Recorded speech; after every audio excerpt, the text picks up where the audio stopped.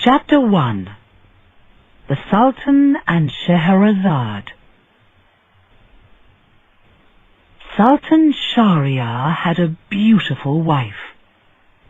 She was his only wife, and he loved her more than anything in the world.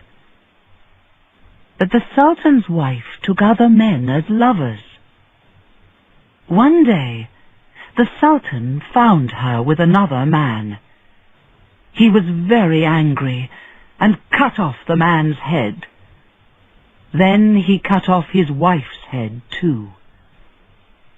From that time, the Sultan began to hate all women.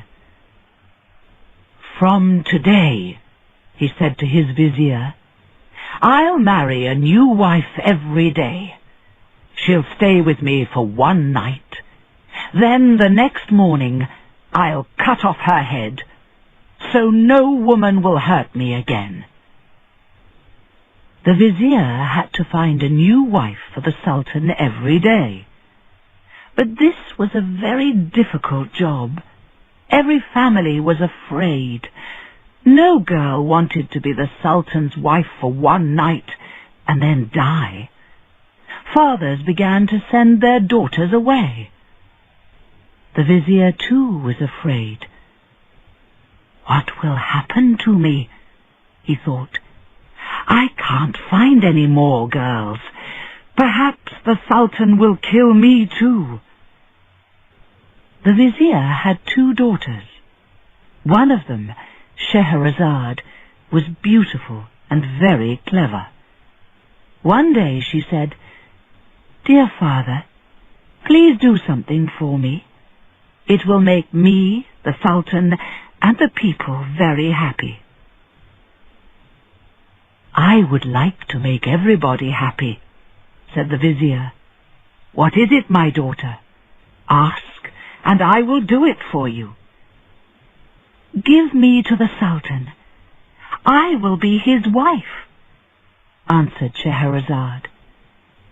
The vizier's face turned white.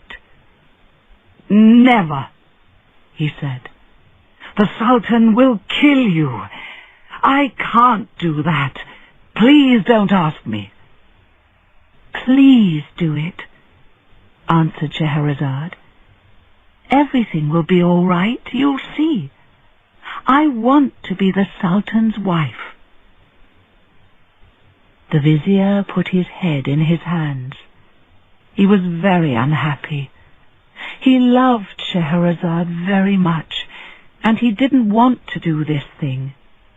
But Shaharazad asked again and again, and in the end the vizier said sadly, "All right, my daughter. But I don't understand. Why do you want to throw your life away?"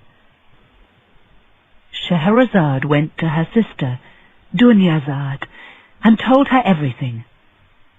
Dunyazad began to cry, but Shaharazad said, "Don't cry, dear sister. I don't want to die. Everything will be all right, you'll see. But you have to help me. I want you to sleep in the room with the Sultan and me. Wake me up 1 hour before morning. Say to me, 'Please tell me a story.' That's all." The next day, Shaharazad went with her father to see the Sultan. The Sultan was very surprised. Why did the vizier want his daughter to be the Sultan's wife?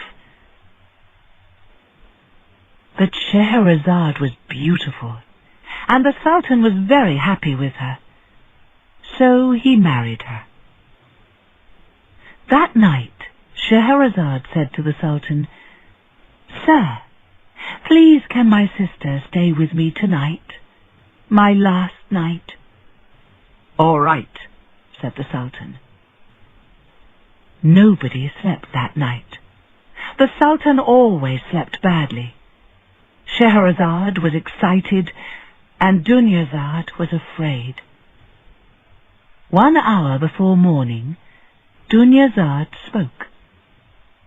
"Dear sister," she said, "please tell me a story." So Shaharazad began. Chapter 2. Behind the Door. Salem's father was very rich. When he died, he left his money and houses to his son. But Salem was young and lost the money very quickly. Then he sold the houses and lost that money too. In the end, he had nothing. He sat in the streets and waited for work. Sometimes he carried things for people. One day, an old man spoke to him. "You had a better place in life," said the old man. "I can see it in your face. I live with 10 other old men in one house. Come and be our servant." Salem walked through the city with the old man, and they stopped outside the old man's house. Before they went in, the old man turned to Salem and said, "This house is a very unhappy place, but never ask any questions about that."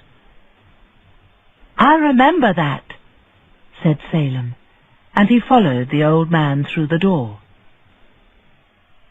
The inside of the house was very beautiful. The rooms were large, with floors of different colors. In the middle of the house was a lovely garden with many flowers. Salem could hear the sound of water and bird song. Then he heard other sounds. They came from the other old men. The men wore black, and they cried in their rooms. The first old man took Salem into his room. He showed him a box with pieces of gold inside. "Use this gold when you buy things for us," he said. Salem also saw a door in the old man's room. He wanted to ask, "What's behind that door?" But you didn't ask questions in that house. Salem worked hard in the house for many years. One old man after another old man died, and he put them under the ground in the garden. In the end, there was only one old man, Salem's first friend. Then he was ill too. "I'm going to die, my son," he said to Salem. "Then please tell me something," said Salem. "Why are you so unhappy? And what's behind the door in your room?" "I can't tell you that," said the old man. "But don't try to open the door. You'll be unhappy every day of your life." The old man died. He left the house and his money to Salem. Now Salem was rich again, but he wasn't happy. He thought about the old men and the door. Why were the old men unhappy? What was behind the door? Salem had to know the answers to these questions. He took a piece of heavy wood and broke the door. The door was open. Shaharazad stopped. "Well," said the Sultan, "what happened next? What was behind the door?" "Sir, there's light in the sky," said Shaharazad. "You're going to kill me now." "But you can't stop there. You have to finish the story." "Then, please, give me another day," said Shaharazad. The Sultan was angry, but he said, "All right, I'll give you one more day, but after that..." The next night, Shaharazad started her story again.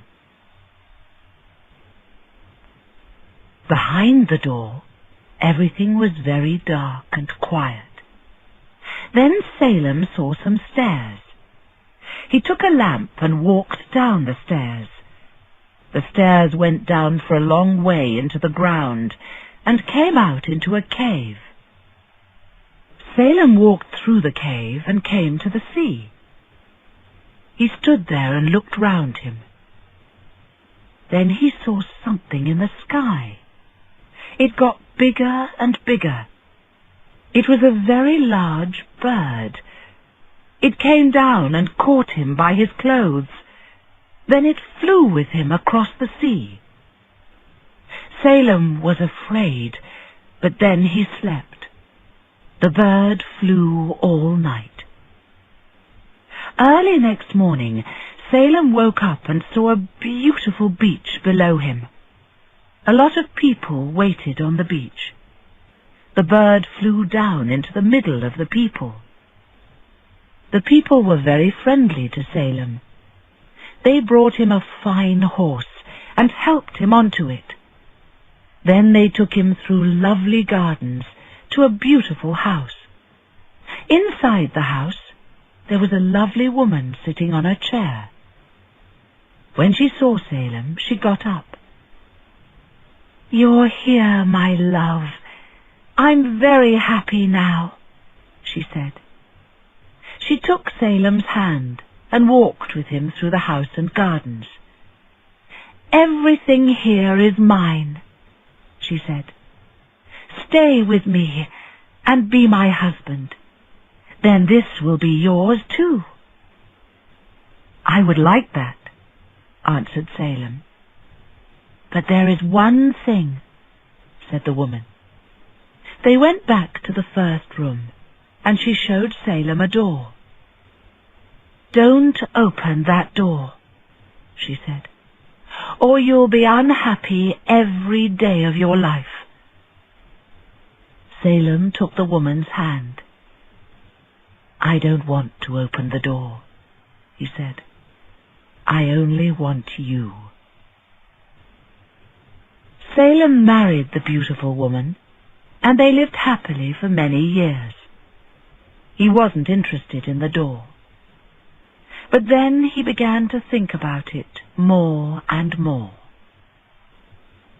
"I opened the first door at the old man's house," he thought, "and I found this lovely place. When I open this door, perhaps I'll find a more wonderful place." One day he couldn't wait. This time he didn't have to break the door. He pushed it, and it opened easily. Everything was dark behind the door. After some minutes, Salem saw a large eye. Then he saw a large bird. It was the bird from the cave outside the first door. The bird jumped into the room. Salem tried to run away, but it was too late. The bird caught him by his clothes and pulled him outside. It flew up into the sky, and the house and garden got smaller and smaller. The bird started to fly over the sea, and Salem slept. After a day and a night, Salem woke up. He was in the cave by the sea again. The bird wasn't there. Salem walked through the cave and found some stairs. He walked slowly up the stairs and found a door. He went through the door, and he was in his old house in the city again. For many months he tried to find a way back to the wonderful country, but nobody knew anything about it. In the end he understood. No ship could take him to that lovely country and his beautiful wife. "Now I understand about the old men," he thought. They were unhappy because they made the same journey. They found that wonderful place. Then they lost everything too. Salem lived in the house all his life. He dressed in black clothes, and he cried every day. He never laughed again. "That was a very sad story," said the Sultan. "But the world is a very sad place." He too never laughed these days. "But is the world really sad?" said Shaharazad. "Everybody has to laugh sometimes. I can tell you a funny story about a great man. Oh, but it's too late." "But I want to know," said the Sultan. "I think I can give you another day. You will tell me the story tonight." So that night, Shaharazad told the story. Chapter 3. Sultan Haroon Laughs. The great Sultan Haroon couldn't sleep. One night he suddenly said to his vizier, "The night is long. I want it to be shorter. What can I do?" The Sultan had a servant, Masrur. Masrur helped the Sultan night and day. Now he began to laugh. The Sultan was angry. "Why are you laughing?" he asked. "Are you laughing because I can't sleep?" "No, sir," answered Masrur. "I'm not laughing at you. I'm thinking about something funny. You see, yesterday I walked down to the river Tigris. There were a lot of people there. They stood round a big fat man. The fat man told funny stories and did funny things. Everybody laughed at him." "Well, go and find this fat man," said the Sultan. "Bring him to me. I can't sleep. Perhaps I can laugh at him too." Masrur went to the fat man's house. The man's name was Abdurrazak. He was asleep and he didn't want to get up. But when he heard about Sultan Haroon, he dressed quickly and came outside. "Let's go," he said. "Let's not be late for a great man." "Wait," said Masrur. "The Sultan will laugh at you and give you a lot of money. But think, who told him about you? It was me, Masrur. So you have to give me something too.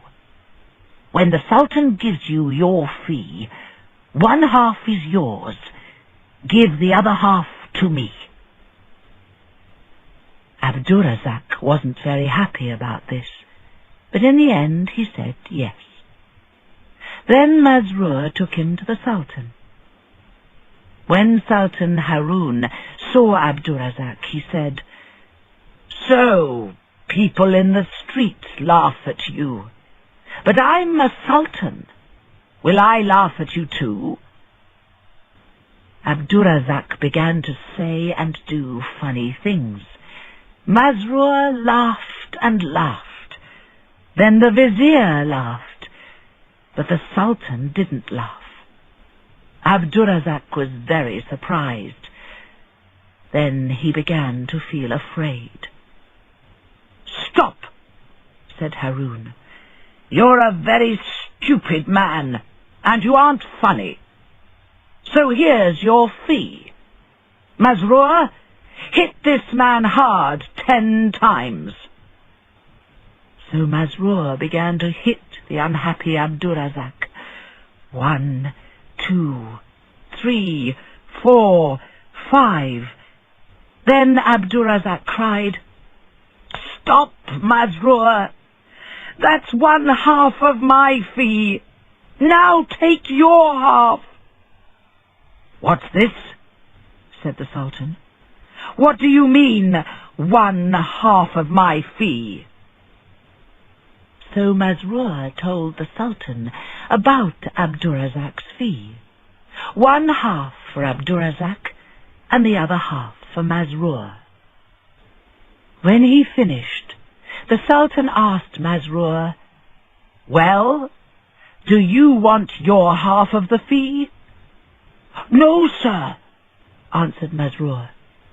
"Abdurrazak can take the fee, my half and his half."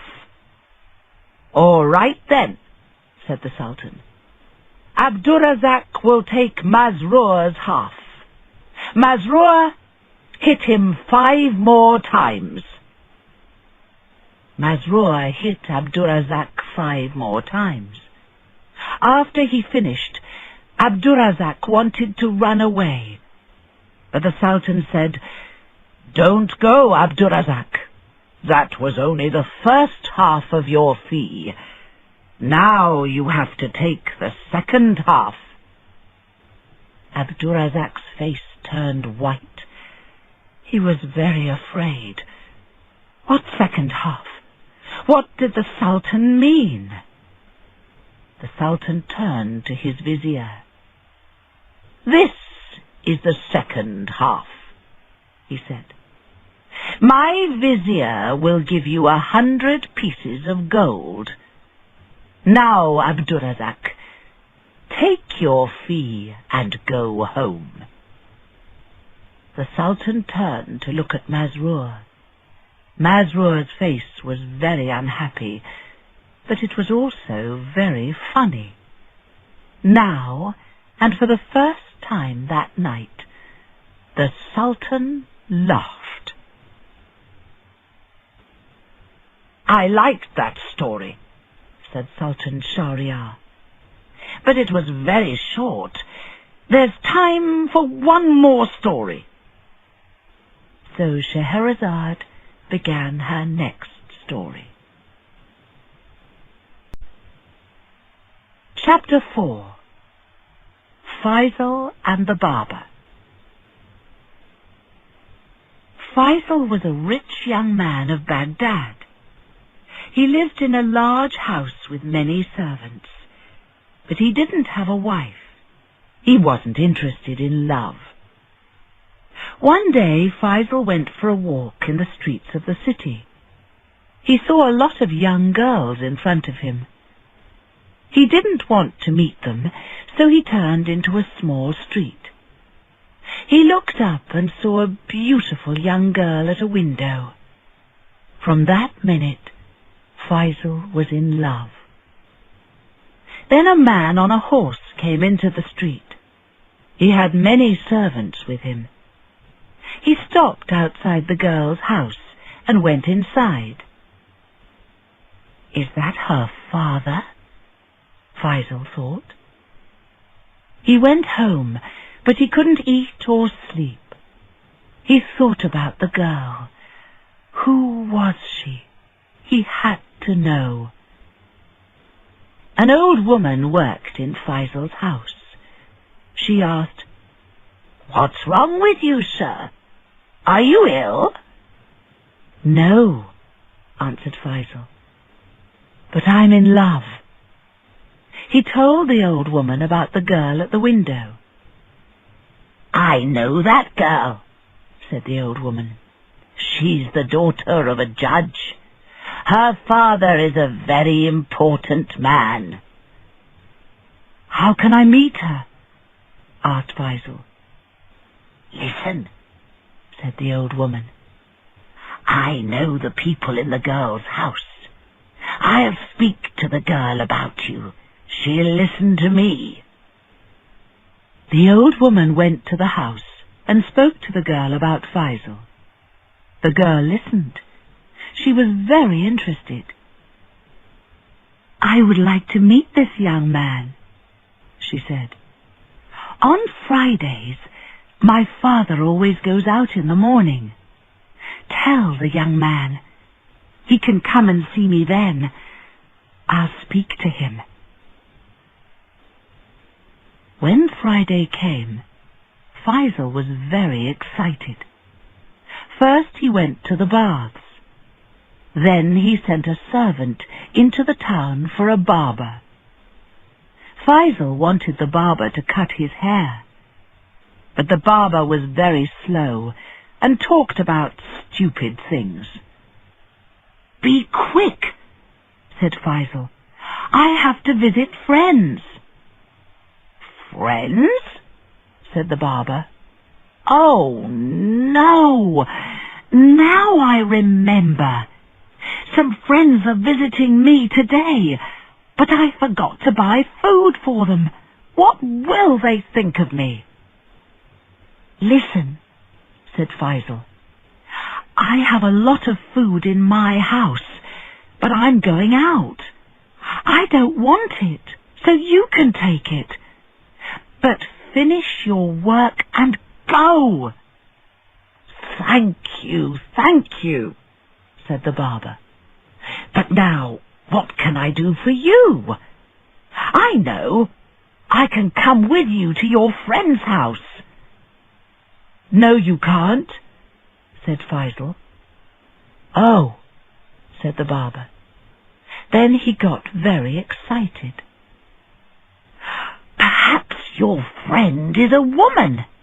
Yes! Perhaps things will be difficult for you. But really, I can help you. I helped a lot of my friends in this way. Please let me come with you." Faisal didn't want to listen to the barber. "Oh, all right," he said. "Take the food home to your friends. I'll wait for you here. Then you can come with me to my friend's house." But Faisal didn't wait for the barber. He didn't want the barber to come with him. When the barber left, he went to the girl's house. He was very late because of the barber. The old woman opened the door and took him upstairs to a fine room. There he sat and waited for the girl. But the barber didn't go home. He paid a man, and the man took the food back to his house. Then he followed Faisal to the girl's house. When Faisal went into the house, the barber waited outside in the street. Suddenly he saw the judge, the girl's father. The judge came down the street and went into the house. Inside, the judge found a servant. The servant had the judge's money in his hand, so the judge began to hit the man hard. Outside in the street, the barber heard the man's cries. "It's my friend Faisal," he thought. "The judge is killing him." He ran to the door and began to shout. "Help! Help!" he cried. "The judge is killing my friend!" Many people heard the barber and came out of their houses. They stood round the judge's door and began to cry, "Help! Help! The judge is killing this man's friend!" From inside the house, the judge heard the noise and opened the door. When he saw the angry people, he was surprised and a little afraid. Then the barber said to him, "Where's my friend?" "Yes, where's his friend?" asked the people. They were very excited. "I don't understand," said the judge. "Who is this man's friend? Why is he in my house?" "You bad old man!" shouted the barber. "My friend loves your daughter, and she loves him. You know that very well. So you killed him." "Good people," said the judge. "My house is open to everybody. But I'm telling you, this man's friend isn't inside. Come and look." The barber ran into the house, and the people followed him. Faisal heard the noise and was very afraid. He found a large box and climbed into it. Then the barber came in. "There you are, my friend," he said. "You'll be all right now. I'm here, and I'm going to help you." He closed the box and began to carry it downstairs. There were many people on the stairs, and he pushed them out of his way.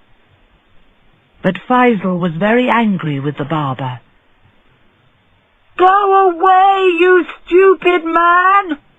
he shouted. "I don't want your help!" He began to kick the box hard from the inside. The barber fell down the stairs, and the box fell out of his arms onto the floor. Faisal climbed out. His arm hurt, and his face was black and blue. He pushed his way through the people and ran home quickly. He had to get away from the barber. But the barber followed him and shouted, "Wait for me, my friend! I only want to help you!" Shaharazad laughed and laughed. In the next room, the vizier stopped his work and listened. He was very surprised. "Why is the Sultan laughing?" he thought. "And what is Shaharazad doing? Why isn't she dead?" The next night, Shaharazad began a new story. Chapter 5. The Boy Judge. Ali had a cake shop in the city of Baghdad. He wasn't rich, but he was a good man. He worked hard. Ali had a jar under the floor of his shop. Every week he put a small piece of gold into this jar. This money was for him when he was old and ill. When Ali was 50 years old, he took out the jar. There were more than 1,000 gold pieces inside. "I have a lot of money now," he thought. "I would like to see the world before I die." So Ali sold his shop. But there was one problem: the jar of gold. He couldn't take it with him on the journey. Then he had an idea. He bought some olives and put them in the jar on top of the gold. Then Ali closed the jar and took it to his friend Hussein. Hussein also had a shop.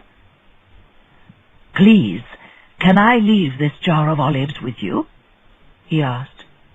"Of course, my friend," said Hussein. "Leave the jar of olives with me. Put it here in my shop." Ali was away for a long time.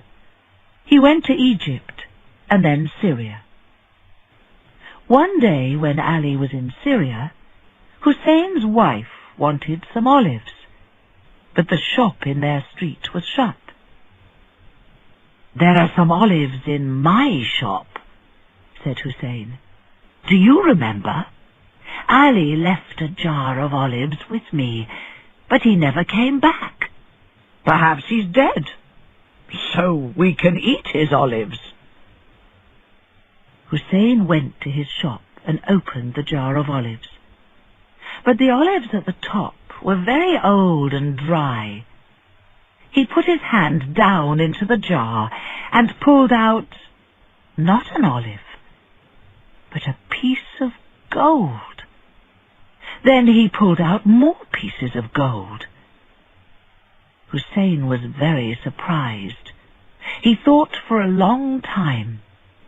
In the end, he took the olives out of the jar and threw them away. Then he took the gold out of the jar and put it under the floor of his shop. To his wife he said only, We can't use those olives. They were too old and dry." Next he bought new olives. He put them in the jar and closed it. "Perhaps Ali will come back," he thought. "He gave me a jar of olives, so I'll give him back a jar of olives." Some weeks later, Ali came back to Baghdad after 7 years. He went to Hussein and asked for his jar of olives. "Olives?" said Hussein. "What olives?" "I left a jar of olives with you. You put it in your shop." "Oh, yes," said Hussein. "I'm sorry, I forgot. 7 years is a long time. Let's go to my shop, and I'll give it to you." When Ali saw the jar of olives, he felt very happy. "Thank you, my friend," said Ali. "Now I want to give you something." Ali put his hand in the jar and pulled out, not gold pieces, but olives. He did this again and again. In the end he said, "Where's my gold?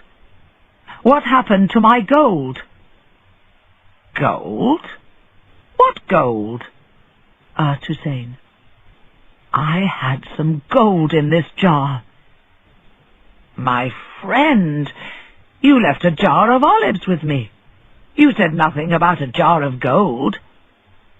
"There was gold in the jar under the olives," said Ali. "Please give it back to me." "I know nothing about any gold," answered Hussein. They talked about this for some time. Then Ali said, "Let's go to the judge. He'll help me, you'll see." Ali and Hussein went to the judge. The judge asked Ali, "Did anybody see the gold in the jar?" "No," answered Ali. "Did you tell anybody about the gold in the jar?" "No." "What did you say to Hussein? What was in the jar?" "Olives." "Ali," said the judge, "you're an old man. You don't remember things very well. Nobody saw the gold. You told nobody about it. So perhaps there was no gold in the jar." Ali was very angry with the judge, so he wrote a letter to the Sultan. The Sultan was very interested in Ali's story. Now everybody in Baghdad knew about the jar of olives. But who was right, Ali or Hussein? The Sultan said to his vizier, "Let's walk in the streets tonight and listen to people. What are they saying about Ali and Hussein?" That night, the Sultan and his vizier saw some children in the street. The children spoke the names of Ali and Hussein. "Those children are playing a game," said the vizier. "One boy is Ali and one is Hussein. Another boy is playing the judge." The Sultan listened to the boy judge and said, "That boy is very clever. He asks very good questions. Bring him to me tomorrow morning. Bring Ali and Hussein, the judge, the jar of olives, and 2 olive sellers too." The next day these people came to the Sultan. "Come, boy," the Sultan said. "Sit by me. Yesterday you judged Ali and Hussein in play. Now you will really do it. And you," he said to the judge, "listen to this boy and learn from him. He knows about right and wrong, good men and thieves." The boy was very afraid, but he said, "Bring me the jar of olives." "Now," he said to Ali, "did you give this jar to Hussein?" "Yes," answered Ali. "Did Ali give this jar to you?" he asked Hussein. "Yes," answered Hussein. The boy pulled out some olives from the jar and ate them. Then he said to Hussein, "These olives are good. Did you eat any?" "No," said Hussein. "I didn't open the jar when Ali was away from Baghdad." The boy gave some olives to the 2 olive sellers. "Try these olives," he said. "They're 7 years old, but they're very good." "7 years old?" cried the olive sellers. "These olives aren't 7 years old. No olive is good after 3 years. It loses its colour. These olives are this year's olives." "But Hussein says these olives were in the jar for 7 years, said the boy judge. Everybody looked at Hussein. Hussein's face turned white. "I took the gold," he said. "I'm sorry, Ali." So Hussein lost his good name. Ali had his gold again, but lost a friend. And the boy stayed with the Sultan, and later was a famous judge. "There aren't many good judges," said Shahryar.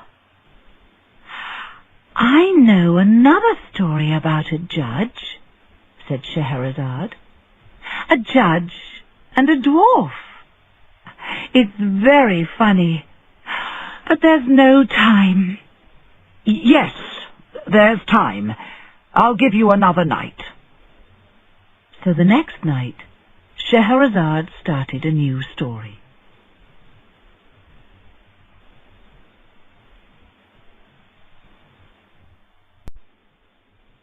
Chapter 6. The Dwarf of Basra. A man lived in the city of Basra and sold fish. One night the fish seller met a dwarf in the street. The fish seller liked funny stories, and the dwarf knew a lot of good stories. So the fish seller invited him to his house for dinner. "My wife is cooking a big fish tonight," he said. "Come and eat it with us." The dwarf was hungry, and the fish was good. The fish seller's wife gave him more and more food. "You're only a little man," she said. "You have to eat a lot of food, then you'll be big." Her husband laughed and hit the dwarf on the back. He did this in a friendly way, but the dwarf had a lot of food in his mouth. A large piece of fish went down the wrong way inside him. The dwarf felt very ill. He couldn't speak, and his face turned first red, then blue. He fell onto the floor and didn't move. The fish seller was afraid. "The dwarf is dead," he thought. "I don't want a dead man in my house. It was an accident, but there will be questions. The people will take me to the judge. What will the judge say? What will happen to me?" "Let's get the dwarf out of our house," said his wife. The fish seller thought. Then he carried the dwarf outside. A doctor lived across the road on the first floor. The fish seller climbed the doctor's stairs and sat the dwarf down outside his door. Then he made a loud noise and ran away. The doctor opened his door quickly. But when he did this, the door hit the dwarf hard. The dwarf fell down to the bottom of the stairs. The doctor ran downstairs after him, but the dwarf didn't move. "This little man is dead," he said. "It was an accident, but what will everybody say? He's a doctor, but he kills people. Nobody will come to me again. What am I going to do?" Then he had an idea. He looked up and down the street. It was late, and nobody was outside. An old bird seller lived in the next house. "I know," thought the doctor. "I'll throw the dwarf over the wall into the old bird seller's garden. Then the dwarf will be his problem, not mine." The dwarf went over the wall easily and came down near the birds. The birds started to make a loud noise. From inside the house, the old bird seller heard the noise. "Somebody is hurting my birds," he thought. He ran outside and saw the dwarf on the ground near the birds. He started to hit him hard on the head. "Thief! What are you doing with my birds?" he shouted. "Tell me!" But the dwarf didn't speak. He didn't move. Then the old bird seller was afraid and looked at the dwarf again. "This little man is dead," he thought. "I hit him, but I didn't want to kill him. What will the judge say?"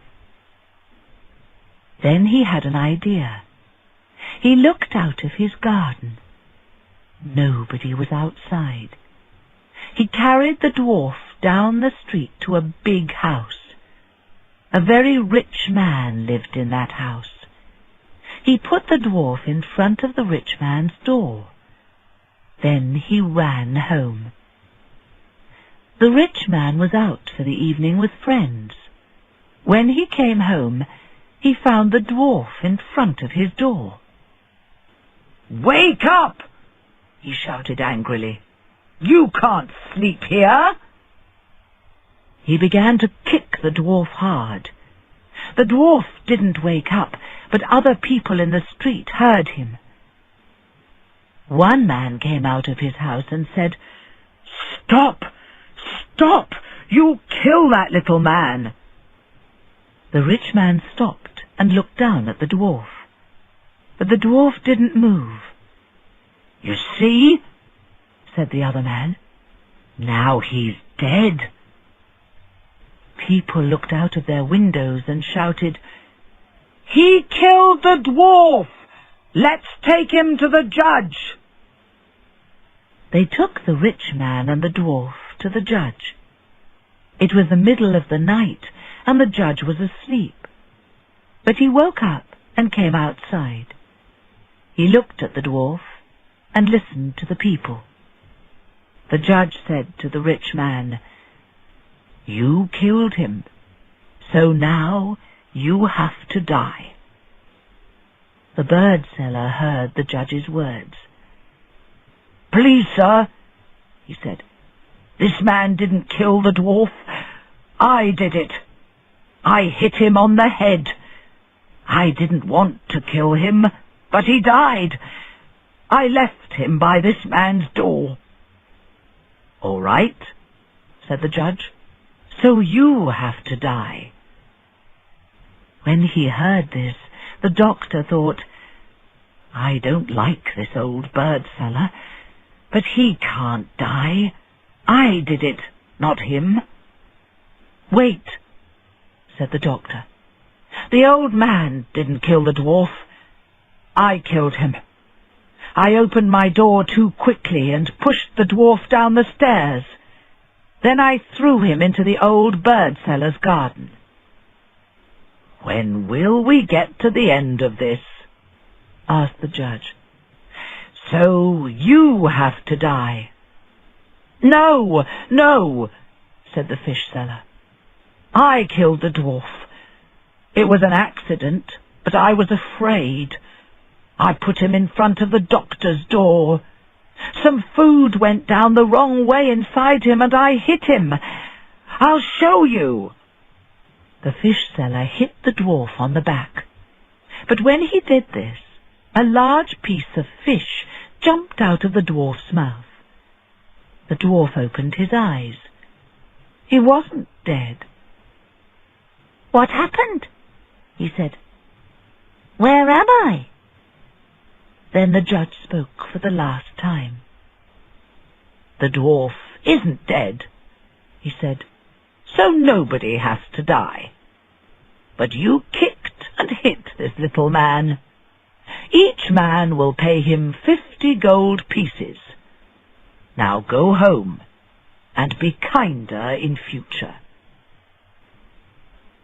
Shaharazad's next story was long, and she told it for 2 nights. The Sultan couldn't kill her. He had to hear the end of the story first.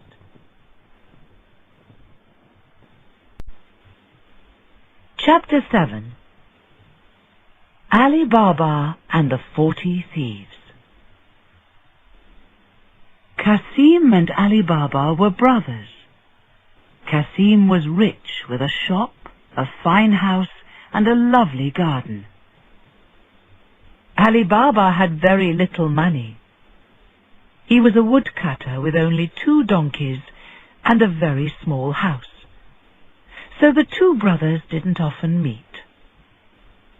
One day, Alibaba wanted to cut wood. He took his 2 donkeys and walked a long way. He came to a mountain. There were a lot of good trees at the bottom of the mountain. But suddenly he heard the sound of horses. To Alibaba, the sound meant only one thing: thieves. Quickly he pushed his donkeys away and climbed a tree. Alibaba was right. They were thieves. 40 thieves. They stopped near Alibaba's tree and got down from their horses. Alibaba was very afraid, but the thieves didn't see him. The first thief went to the mountain. He stood in front of it and said very quietly, "Open, sesame." Then the wall of the mountain opened, and there was a large cave. The thieves carried bags into the cave, and the mountain closed behind them. Then they came out again and got on their horses. They went away through the trees. Alibaba was very surprised. When everything was quiet, he came down from his tree. He went to the mountain. He stood in front of it and said, "Open, sesame." The wall of the mountain opened, and Alibaba went into the cave. It was very dark inside. He couldn't see anything for a short time. Then he saw a lot of gold and other beautiful things. Alibaba found his donkeys. He put the gold in 2 bags and put firewood on the top. Then he went home. It was very late when Alibaba arrived home. He carried the bags into his house and showed the gold to his wife. She was very surprised and happy. The next day, Alibaba's wife met Kasim's wife in the town. Kasim's wife liked to know everything. "Why are you happy today?" she asked. "Something happened to Alibaba yesterday," answered his wife. "It's very exciting. Now we're going to be rich." Kasim's wife went home and told her husband about Alibaba. Kasim went to Alibaba's house. "Brother," "My wife says you're going to be rich," he said. "Please tell me, how did it happen?" Alibaba said nothing, but Kasim asked again and again. In the end, Alibaba told his brother about the cave in the mountain. Next morning, Kasim left home early and took 20 donkeys with him. He found the mountain and opened the cave. Then he went inside, and the mountain closed behind him. Kasim could think only of gold. He carried 20 bags of gold to the mouth of the cave.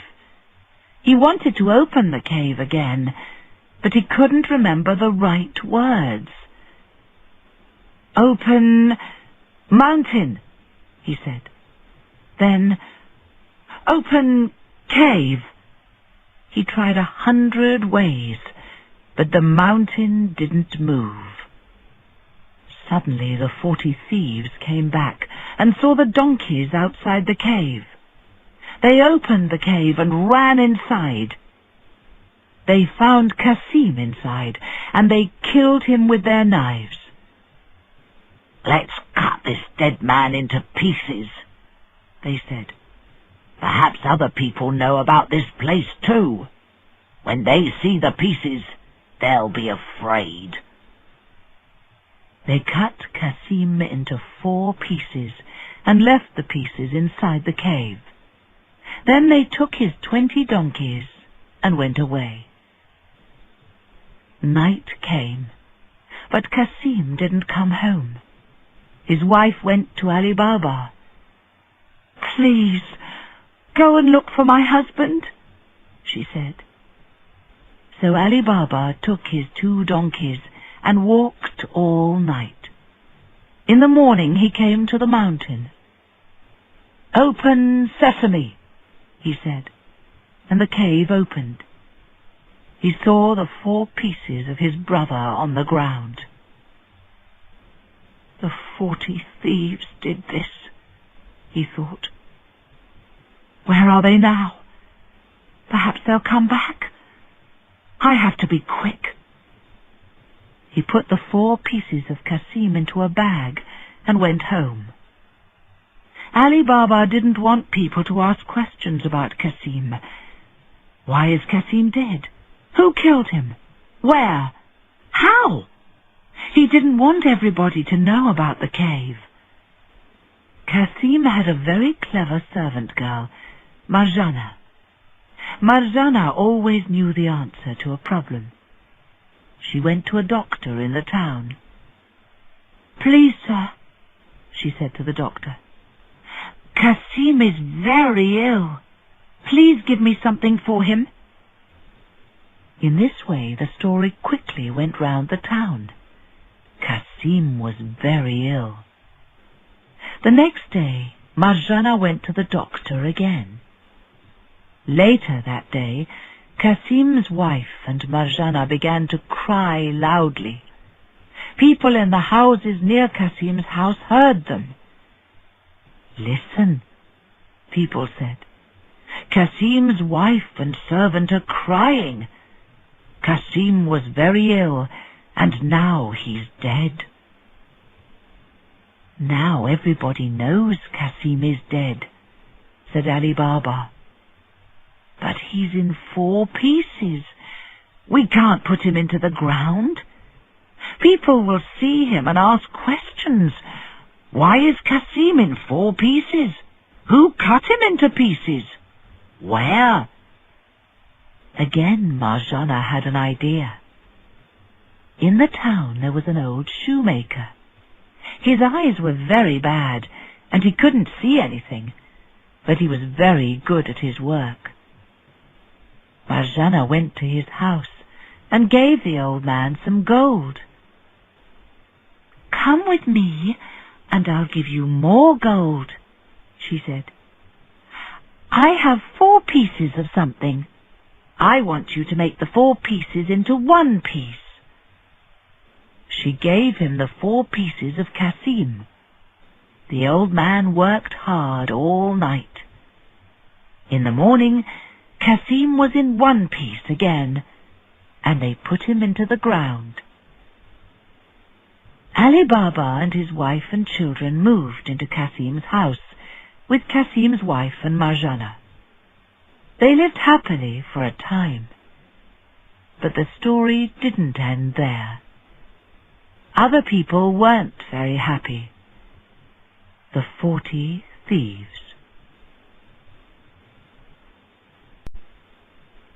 Chapter 8. The End of the 40 Thieves.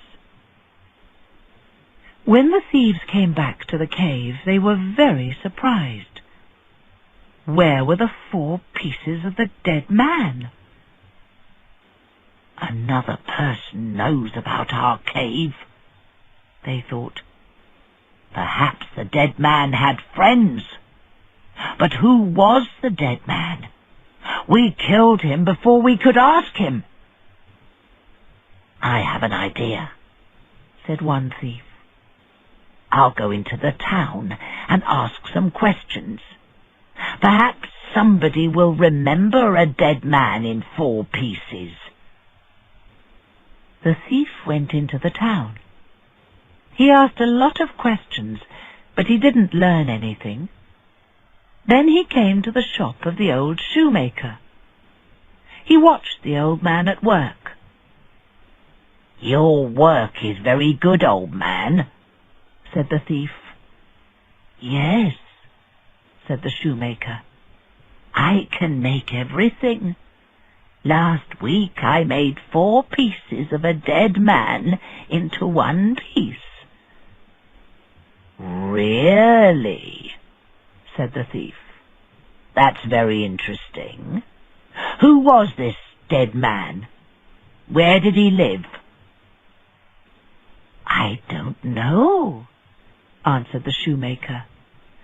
"A girl came here and took me to a house. I did my work there." "Take this gold," said the thief. "Can you remember the way to the house?" The old shoemaker took the thief through the streets and stopped outside Cassim's door. "This was the house," he said. The thief took the old man home.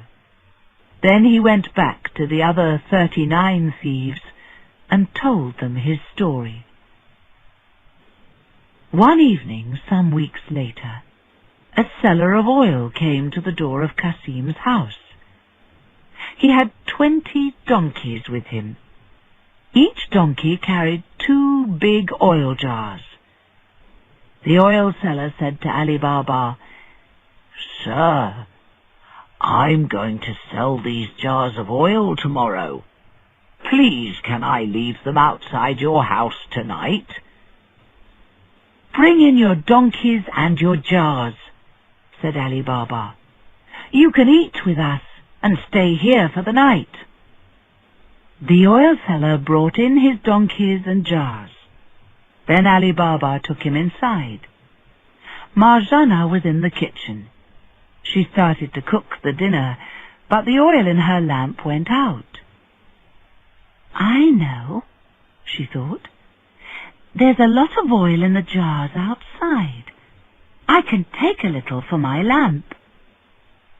She went outside to the jars. When she got to the first jar, a man asked from inside the jar, "Is it time?" Marjana was very surprised, but she thought quickly.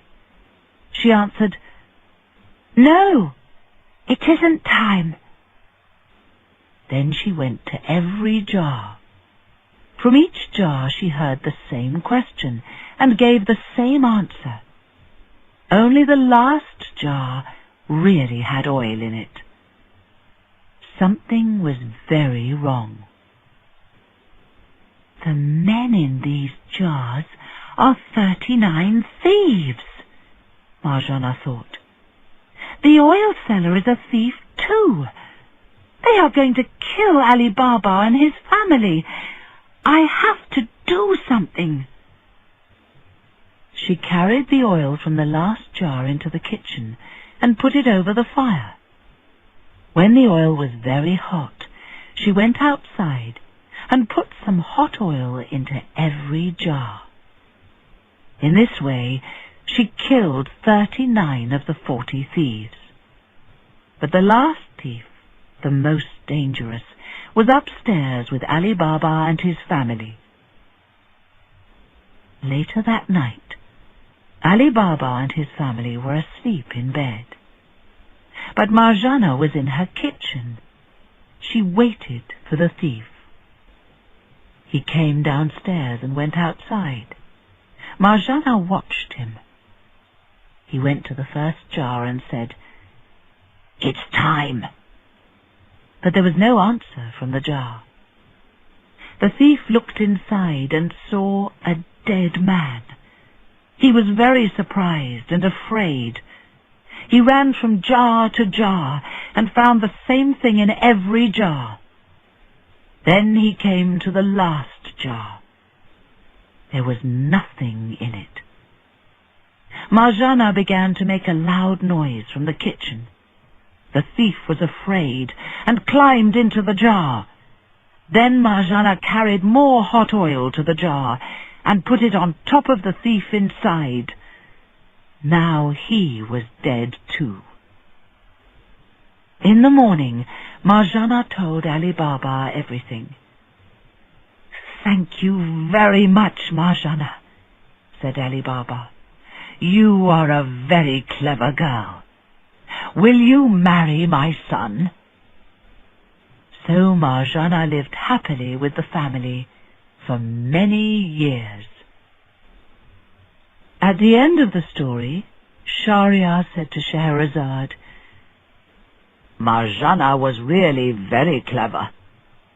Some girls make clever plans, and then men will do everything for them. Not you, I hope." "Oh, no, sir," answered Shaharazad. "I only want to make you happy." "Then tell me a new story tonight," said Shahryar. Chapter 9. The Thief and the Donkey. 2 thieves stood in a busy street in the city. One of them looked at the people and said, "Look at those people.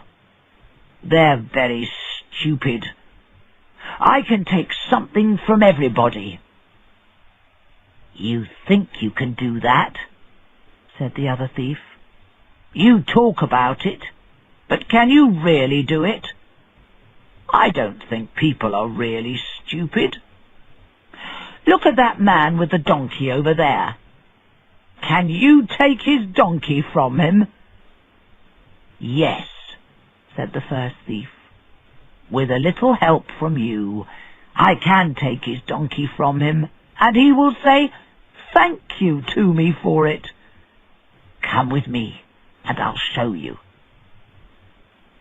The 2 thieves followed the man down the street.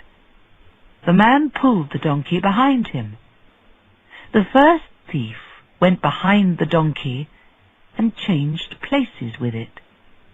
At the same time, the second thief took the donkey away. So the man pulled a person, not his donkey, but he didn't know this. The thief walked behind the man for a little way, but suddenly he stopped. The man pulled and pulled. The thief didn't move. So the man turned round. He was very surprised when he saw the thief. "Who are you?" he cried. "And where's my donkey?" "Oh, sir, don't ask me," answered the thief. "I was your donkey, but now I'm a man again. Listen to my sad story. I lived with my mother, a good old woman, but I wasn't a good son. She wanted me to live a better life, but I didn't listen to her. One night I came home very late. My mother was angry with me. Then I got angry too and started to hit her. She shouted, "Will you never change, my son? You are as stupid as a donkey. Perhaps one day you'll really change into a donkey." Suddenly, I began to feel different. My ears got longer, and my arms changed into legs. When I tried to speak, I could only make donkey noises. "So you really changed into a donkey," said the man. "Yes. I ran outside into the street. The next morning a man caught me. He took me into the town and sold me. He sold me to you, sir. Then a very bad time began for me. Sometimes you hit me and didn't give me much food.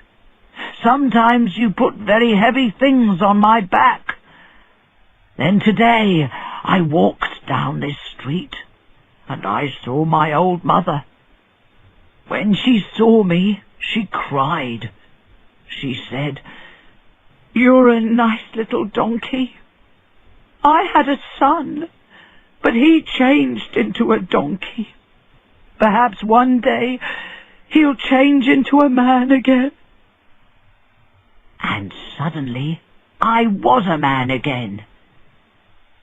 When he heard this, the man said, "Oh, my dear brother, I'm very sorry.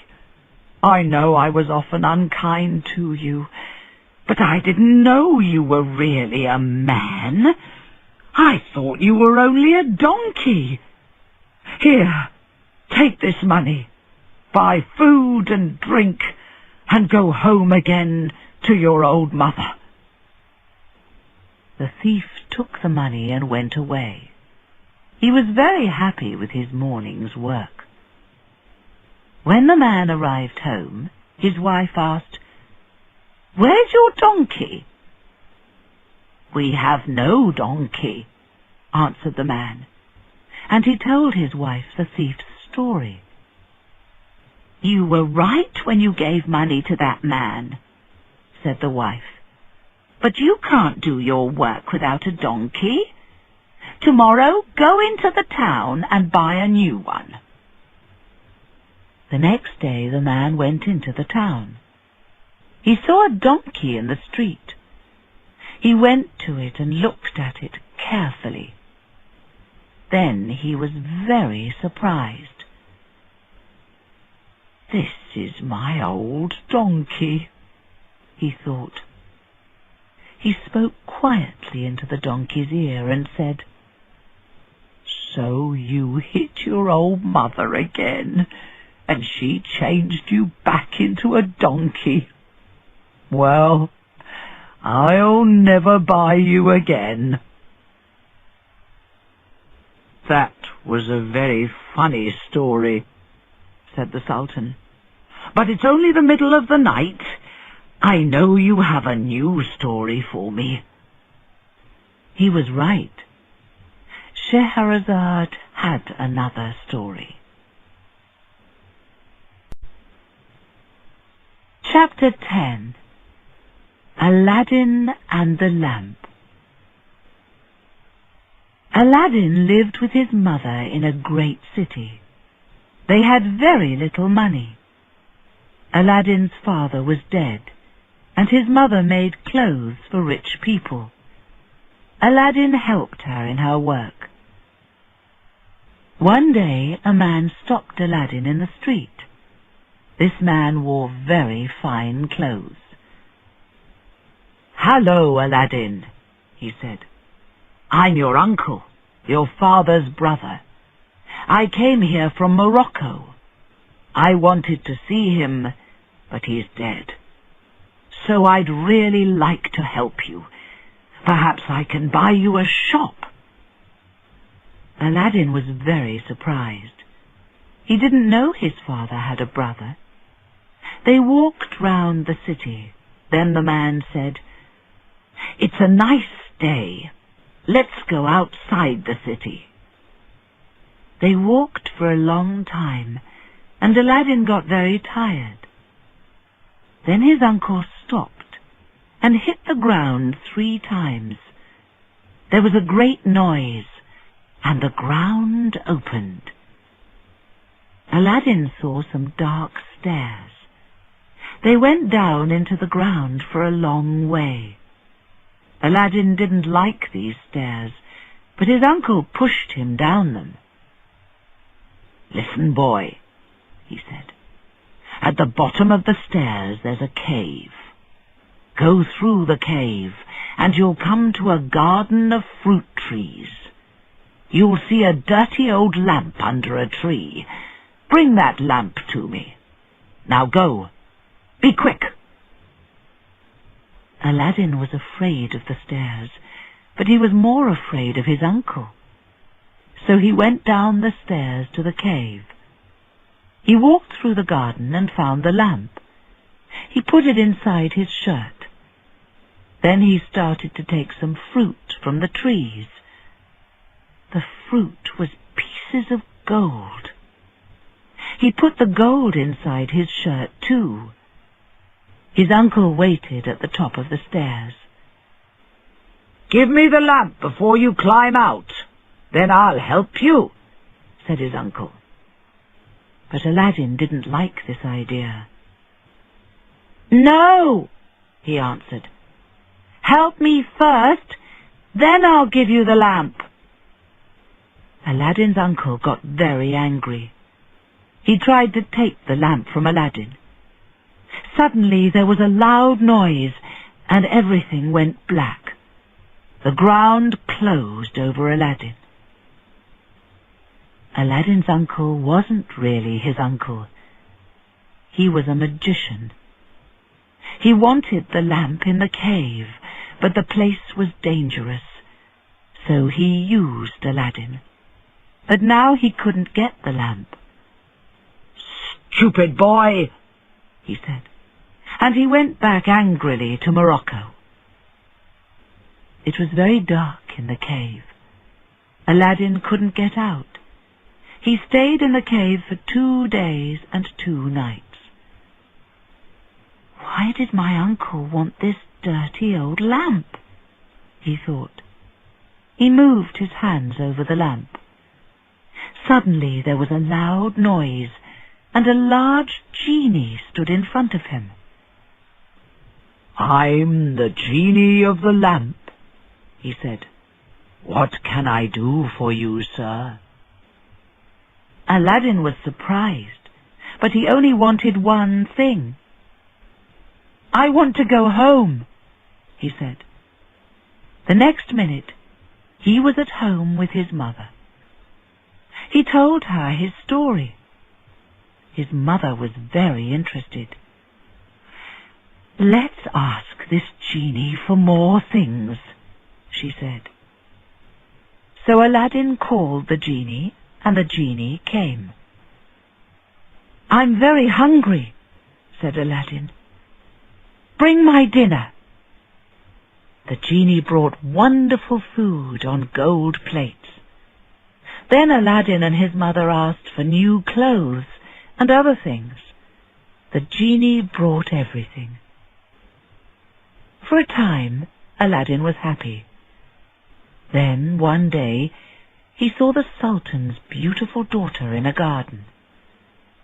From that minute, he was in love with her and wanted to marry her. Aladdin dressed in fine clothes and went to see the Sultan. He took 40 servants with him. Each servant carried a gold box with many beautiful things inside. The Sultan couldn't say no to Aladdin. "This man is very rich," he thought. "He'll be a good husband for my daughter." So Aladdin married the Sultan's daughter. The genie brought them a lovely house, and they lived there happily. But one person wasn't happy. the magician in Morocco. He couldn't stop thinking about the lamp. Was it under the ground with that stupid boy? Or did the boy get out of the cave? Were the boy and the lamp somewhere in the city? He had to know the answers to these questions. So he came back to Aladdin's city. The magician put on old clothes and bought some new lamps. Then he went round the streets of the city and cried, "New lamps for old lamps! New lamps for old lamps!" People laughed at him and brought their old lamps to him.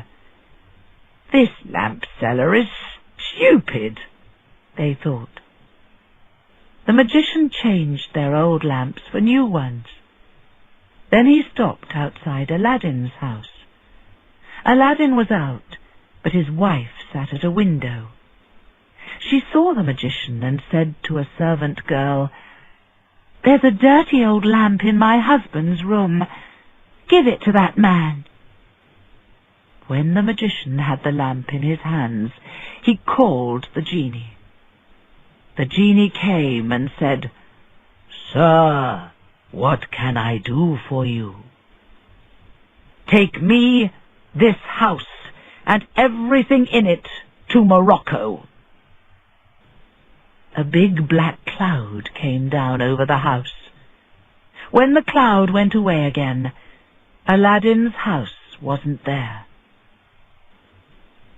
When Aladdin came home, he cried, "This is that magician's work. What am I going to do?" He went to Morocco and looked for his house. After a long time he found it. His wife was inside. When she saw Aladdin, she put her arms round him. "You're here, my love. I'm very happy now," she cried. "The magician comes to see me every night. He wants me to forget you and marry him." "And my lamp?" asked Aladdin. "Where is it?" "He carries it with him." "I have to get that lamp," said Aladdin. "You'll have to help me. Put something in the magician's drink tonight." That night Aladdin waited in the next room. His wife put something in the magician's drink, and he slept.